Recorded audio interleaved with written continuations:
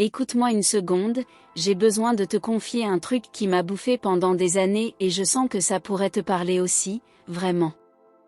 Tu connais cette putain de sensation où tu vois clair comme en plein jour ce que tu dois faire pour respirer à nouveau, mais ton corps, ton ventre, une partie entière de toi bloque net, comme si quelqu'un avait coupé le courant? Ce n'est pas de la flemme, ce n'est pas du manque de courage. C'est plus sournois, plus ancien. C'est comme si ton système d'exploitation intérieure avait deux pilotes qui se battent pour le joystick et toi t'es juste le passager qui tremble sur la banquette arrière. J'ai regardé ça en boucle chez moi, chez mes potes, chez des gens que j'admire. Des personnes hyper intelligentes, qui font l'autopsie parfaite de leur vie en 3 phrases, ce boulot me tue à petit feu, cette histoire me vide, ces gens me gardent petit.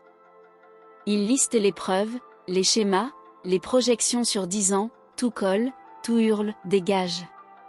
Et pourtant ils restent plantés là, jour après jour, à se consumer doucement. Et le conseil classique qu'on leur balance? Suis ton intuition, ou, mets tes sentiments de côté, sois logique. Sérieux? Comme si on pouvait flipper un switch et passer en mode robot ou en mode poète. Non. La vérité, elle vit pile dans ce no man's land entre les deux, là où la logique et le feeling se fixent en silence, chacun persuadé que l'autre est un idiot. Je te propose pas de solution magique aujourd'hui, je pense que les recettes toutes faites sont des mensonges polis. Je veux juste qu'on descende ensemble dans cette zone grise, qu'on regarde ce qui se passe vraiment quand on est coincé comme ça. Parce que comprendre le mécanisme, c'est déjà commencer à desserrer l'étau. Le piège le plus courant, tu l'as vu comme moi, on attend le grand alignement cosmique. Le matin où on se lève et pouf, la tête dit oui, le cœur dit oui, le corps dit oui, même l'univers envoie un signe. On rêve tous de ce déclic parfait. Moi j'y ai cru longtemps. Résultat? Ce matin-là n'arrive quasiment jamais. C'est un mensonge qu'on se sert sur un plateau pour rester immobile sans culpabilité. Attendre que l'émotion donne son blanc-seing, c'est la version chic de « je repousse à demain ». Fais l'exercice avec moi. Repense au moment où ta vie a vraiment pivoté, les gros virages, pas les micro-ajustements. Les fois où tu as quitté un pays, rompu un mariage, changé de voie à 180 degrés, plaqué une sécurité pour un rêve bancal. Combien de fois tu étais à 100% convaincu, enthousiaste, sans la moindre voix intérieure qui murmurait « T'es sûr ? Attends encore ?» Franchement, quasi zéro. Presque systématiquement, une moitié de toi hurlait « Reste, c'est dangereux, c'est connu, c'est à peu près safe. » Et pourtant t'as bougé. Et devine quoi? C'est précisément ce mouvement qui a fini par aligner le reste. Pas l'inverse. On nous a menti sur la séquence, certitude-action. Dans le réel, c'est souvent action-certitude qui se construit en avançant. Le mensonge le plus coûteux qu'on se raconte, c'est « j'attends d'être prêt ». Prêt égale cœur ok plus tête ok plus zéro doute plus zéro peur. Mais quand on gratte un peu, on sait déjà. Au fond du bide, la réponse est là depuis longtemps. On fait juste semblant qu'elle n'est pas valide tant que le cœur n'a pas signé le papier. Sauf que le cœur est un gardien de musée, il adore les reliques, les habitudes, les scénarios déjà testés. Son job numéro 1 depuis la nuit des temps, c'est te garder en vie en te collant au familier et en déclenchant l'alerte rouge dès que ça bouge. Lui réclamer de danser la gigue devant un seau dans le vide, c'est comme demander à un gilet pare-balles de faire la fête quand tu te jettes d'un immeuble. Du coup beaucoup pensent qu'ils ont un problème, qu'ils devraient être harmonieux, sans conflit interne. Foutaise. Les gens qui avancent vraiment ne sont pas ceux qui ont zéro guerre civile dedans. Ce sont ceux qui ont compris qu'ils peuvent marcher même avec une guerre civile en cours. Ils écoutent toutes les factions, les remercient pour leur job de protection, et ils donnent le volant à la partie qui voit à plus long terme. J'ai perdu des années à vouloir faire taire tous les cris intérieurs avant de bouger. Je voulais la paix totale, le consensus à 100%. Pendant ce temps ma vie se solidifiait autour de moi comme du ciment. Je devenais la statue de moi-même. Alors écoute ça attentivement, tes différentes parties n'ont pas besoin d'être copines pour que tu avances. Elles peuvent se hurler dessus et tu peux quand même poser un pied devant l'autre. Ce n'est pas trahir qui tu es. C'est diriger. Regarde une relation pourrie que tu connais par cœur, ou que t'as vécue. Intellectuellement c'est plié, manipulation, déséquilibre, stagnation, futur bouché. Mais le cœur? Il te repasse le montage des plus beaux moments en 4K, le premier regard, les fous rires, les projets avortés qu'on croyait possibles. Il vit dans l'album photo, pas dans le tableur Excel à 5 ans. Il ne projette pas. Il collectionne. Donc évidemment il dira non au déménagement, non à la rupture, non au grand saut. Toujours. C'est sa signature. Attendre qu'il dise oui, c'est signer pour l'éternité immobile. La libération commence quand tu acceptes de partir avec le cœur encore attaché. Oui, tu peux quitter en pleurant. Oui, tu peux changer de vie en traînant une nostalgie. Ce n'est pas de l'hypocrisie, c'est de la complexité humaine. La vraie prison, c'est croire qu'il faut une page blanche émotionnelle avant d'écrire la suite. On attend cette page blanche, elle n'arrive jamais. Pendant ce temps la vie jaunit. La question qui perce vraiment, est-ce que rester me fait grandir ou me rabote?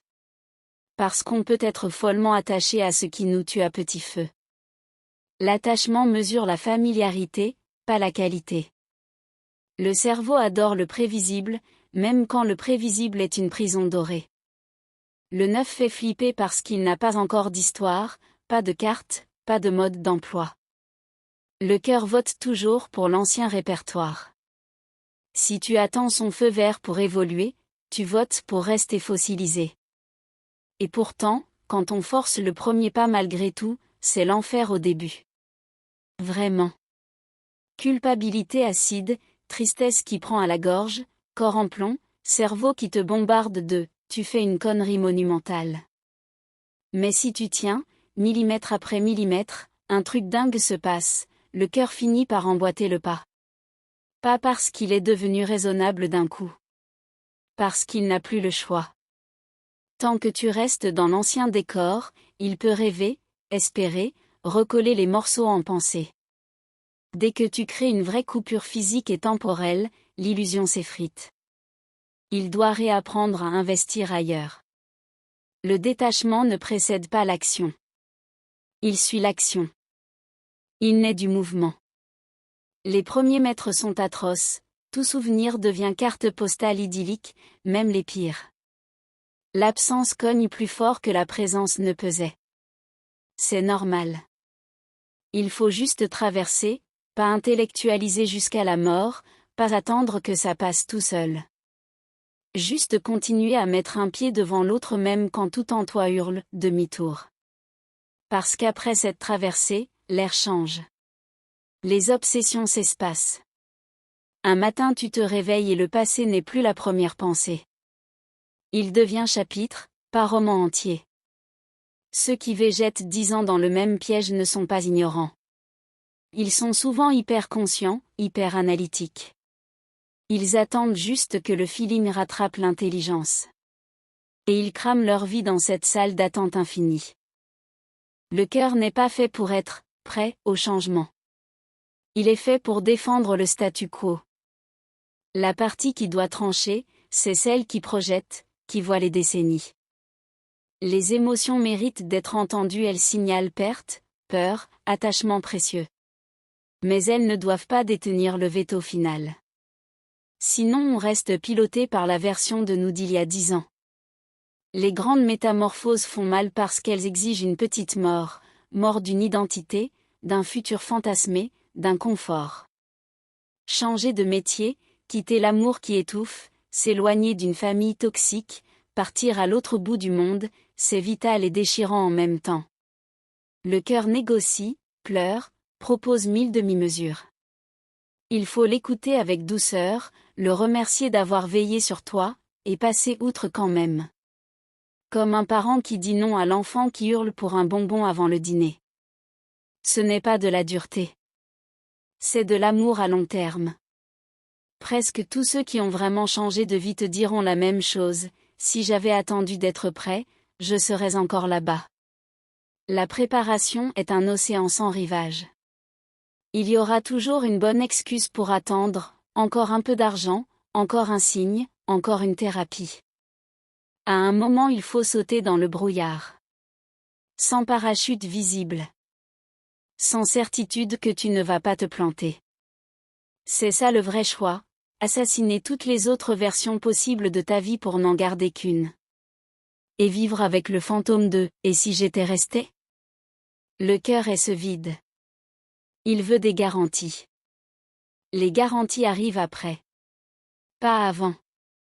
Parfois la seule chose qui reste, c'est une intuition muette, viscérale, qui dit « rester égale mourir lentement ». Pas un enthousiasme fou. Juste un savoir ancien, dans les tripes, que tu ne peux plus ignorer sans te renier. Concrètement, ça donne décrocher ce téléphone que tu fuis depuis 6 mois même si t'as envie de vomir, cliquer, envoyer, sur la démission malgré les tremblements, remplir des cartons en sanglotant sur chaque objet, prononcer le « non » définitif à quelqu'un que tu porteras toujours dans un coin du cœur, même quand elle pleure et promet la lune. C'est violent. Ça déchire. Mais c'est vivant. Grandir, parfois, ressemble plus à un arrachement qu'à une élévation douce. C'est un deuil actif, deuil de ce qui ne sera jamais, de l'autre vie parallèle qu'on ferme. Et ce deuil ne se fait pas dans l'attente. Il se fait dans le mouvement, après avoir agi. Au début c'est mécanique, forcé. Tu traverses des nuits où tu te demandes si t'as tout gâché. Tu résistes à l'envie de faire machine arrière. Pas parce que t'es un héros. Juste parce que t'as décidé que cette décision comptait plus que la panique du moment. Tu te donnes du temps 3 mois, 6 mois pour laisser le système nerveux recabler. Parce que l'humain s'adapte à tout. À l'absence, à la solitude, au vide. Mais cette adaptation ne démarre que quand tu crées le vide pour de vrai. Physique ou psy, l'inertie est reine. Le plus dur c'est le démarrage, passer de 0 à 1. Après, la dynamique prend le relais. Ce premier pas dans le mur de peur, c'est le combat décisif. Pas de hack, pas de mantra miracle. Juste, faire quand même. Avec peut-être une petite foi laïque, que la douleur est temporaire et que de l'autre côté il y a plus de vie. On ne voit pas vraiment la nouvelle vie avant de l'habiter. On n'a pas la bande-annonce. On a juste la conviction que l'ancienne est devenue une cage trop petite. Parfois c'est assez pour partir. Le chemin se dessine en marchant. Pas besoin de GPS complet. Juste le prochain pas. Et le suivant. La vie finit souvent par récompenser ceux qui osent pas demain, pas avec des feux d'artifice, mais sur des années. Ceux qui bougent atterrissent généralement dans des endroits plus vivants, plus vrais, que ceux qui sont restés par peur du vide temporaire. Rester coincé dans ce qui t'empêche de déployer tes ailes, c'est une agonie discrète. L'énergie vitale baisse, on s'habitue, on appelle ça maturité. Ce n'est pas maturité. C'est sacrifice quotidien pour éviter l'inconfort du renouveau. Et puis il y a ces nuits où ça te frappe, putain il faut que ça change. Maintenant. Pas de drame, pas de film. Juste une clarté froide. Le lendemain les excuses reviennent, la routine anesthésie. Mais la vérité de 3 heures du mat reste vraie à midi. Écoute cette voix sobre qui ne crie pas, qui ne panique pas, qui dit juste « ça suffit ». C'est souvent elle qui a raison. Parfois la bonne direction commence par un chaos total. Tu casses l'ordre connu pour laisser entrer l'inconnu. C'est là, dans ce bordel créatif, que naît vraiment du neuf. Au bout du compte, ton cœur ne signera probablement jamais le chèque à 100%. Il gardera toujours un petit tiroir de nostalgie. C'est beau, c'est humain. Mais ce n'est pas une raison pour stagner. Tu peux chérir ce qui fut, remercier le passé, aimer ce que tu laisses, et avancer quand même. Parce que rester serait trahir ce que tu deviens. Alors la seule vraie question, es-tu prêt à faire le pas même si ton cœur crie non? Même s'il crie non pour toujours? Si quelque chose en toi murmure oui malgré tout, alors c'est maintenant. Pas quand ce sera plus propre. Pas quand ce sera moins douloureux. Maintenant. La vie vraiment vivante commence pile là, dans ce tremblement, dans ce désaccord intérieur, quand tu décides que ton choix compte plus que ton confort immédiat. Un pas. Puis un autre. Puis encore. Et un jour tu te retournes, tu vois le chemin parcouru, et tu comprends, le cœur a fini par suivre. Pas d'un coup. Pas parfaitement. Mais assez pour que cette nouvelle réalité devienne ta vraie maison. C'est à toi de choisir. Personne ne peut t'appuyer sur play à ta place. Mais chaque jour où tu attends, c'est un jour que tu ne reverras pas. Arrête de grignoter ta vie.